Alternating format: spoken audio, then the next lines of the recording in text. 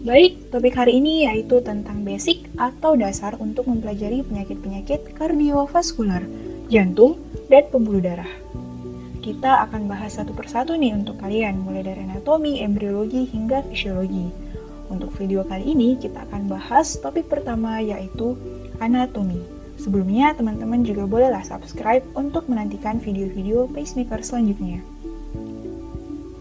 Oke teman-teman, ini outline-nya beberapa materi penting untuk nanti kita memahami anatomi jantung. Insya Allah kita sharing dalam 15 menit ke depan. Nah, biar ilmunya tuntas, teman-teman boleh siapkan atlas anatomi dan pastikan simak sampai akhir. Oke, jantung. Bahasa latinnya core atau dalam bahasa Inggris dikenal dengan heart. Masih awal, jangan salah fokus.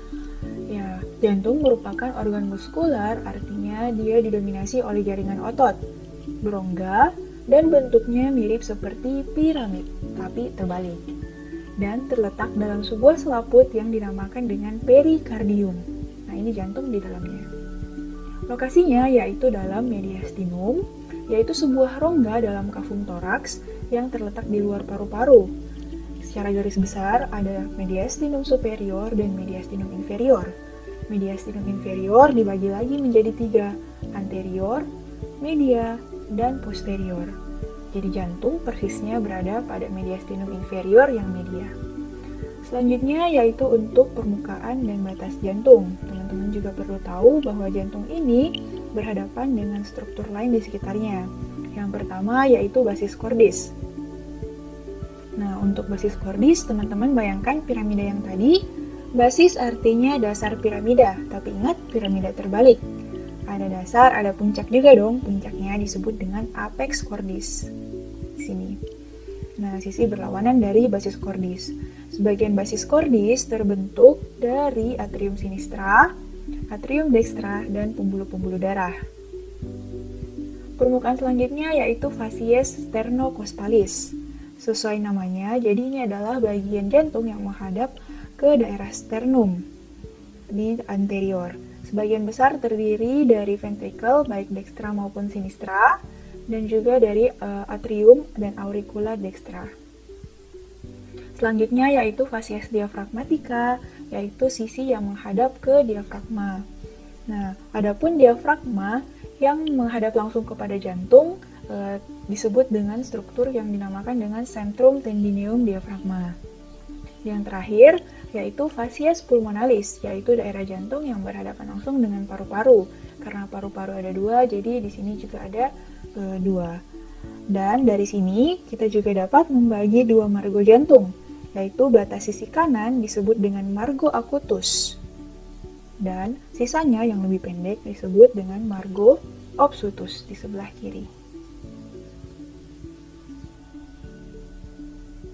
Masuk ke ruang jantung, tersusun oleh 4 ruangan, 2 di atas atrium, sinistra dan dextra, dan 2 di bawahnya ventricle, dextra dan sinistra. Sekarang kita eksplor satu persatu. Atrium dextra. Nah, sebagai landasan darah pertama dari segala penjuru tubuh, di sini kita dapat jumpai 3 pintu masuk. Darah kotor atau kayak karbon dioksida dari brachiosefal, lengan dan kepala, masuk melalui vena cava superior. Dari bawah, oleh vena cava inferior. Dan satu lagi, khusus dari jantung itu sendiri, dibawa oleh sinus coronarius. Selain itu, pada atrium juga terdapat struktur yang merupakan sisa dari jaringan embrionik yang disebut dengan fossa ovale. Cerita selengkapnya, teman-teman habis ini bisa nonton di video basic kardiovaskular yang topik embriologi.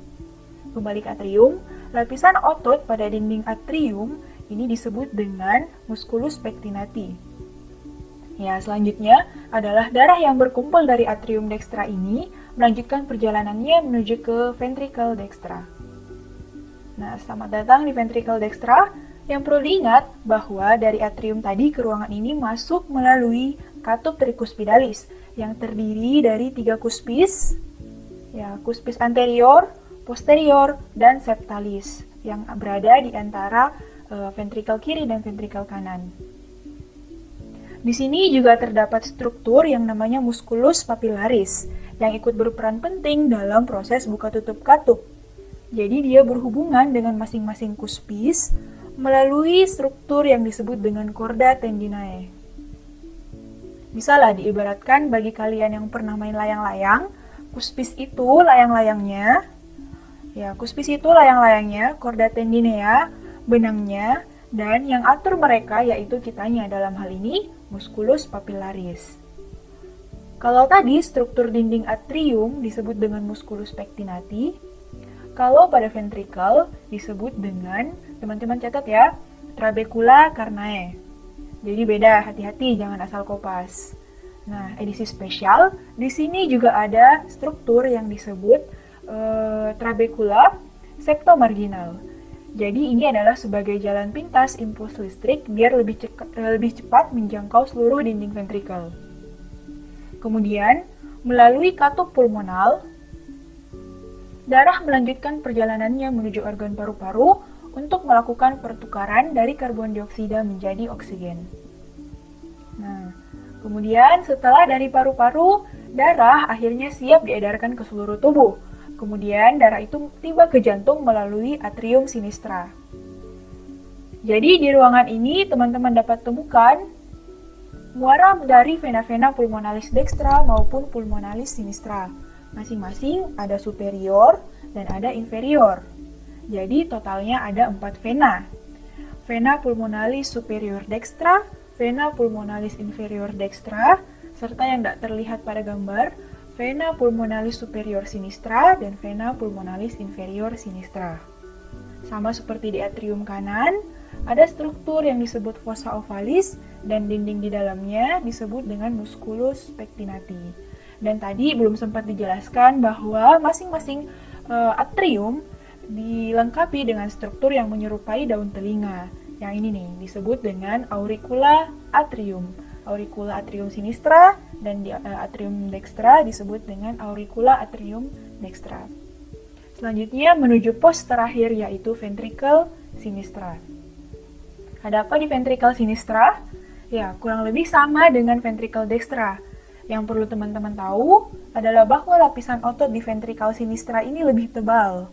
Karena memang bebannya lebih berat, harus pompa darah ke seluruh tubuh. Sedangkan ventricle dextra hanya ke paru-paru. Ya, samalah seperti hidup, semakin berat beban atau ujian yang dihadapi, insya Allah akan membentuk pribadi yang lebih strong. Baja terkuat adalah yang ditempa api terpanas. Oke, yang membedakan juga adalah katupnya. Jadi, tadi antara atrium dan ventricle dextra, yang memisahkan adalah katup tricuspidalis yang memiliki 3 katup. Sedangkan antara atrium sinistra dan ventricle sinistra ini hanya ada 2 katup sehingga namanya katup bicuspidalis. Catat, nama lainnya adalah katup mitral. Oke, bahas katup-katup. Ini overview 4 katup jantung yang kita bahas sebelumnya.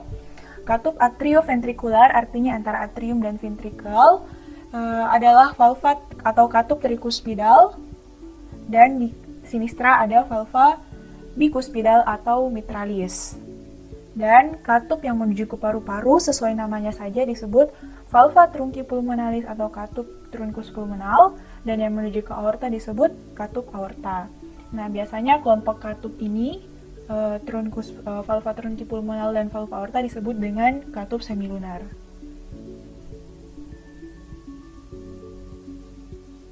Tidak kalah penting, kita juga perlu membahas mengenai rangka jantung. Per definisi, rangka jantung ini adalah cincin-cincin fibrosa atau jaringan ikat yang mengelilingi ostium atau lubang katup-katup yang tadi kita bahas. Nah, seperti ini disebut dengan annulus fibrosus sinistra.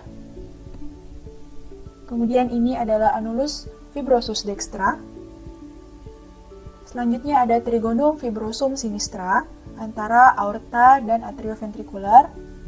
Kemudian trigonum fibrosum dextra antara kedua katup atrioventrikular dan katup aorta. Selain itu, informasi yang bisa didapat juga pada potongan transversal ini, teman-teman bisa lihat bahwa katup pulmonal itu lebih di anterior atau lebih di depan dari katup aorta.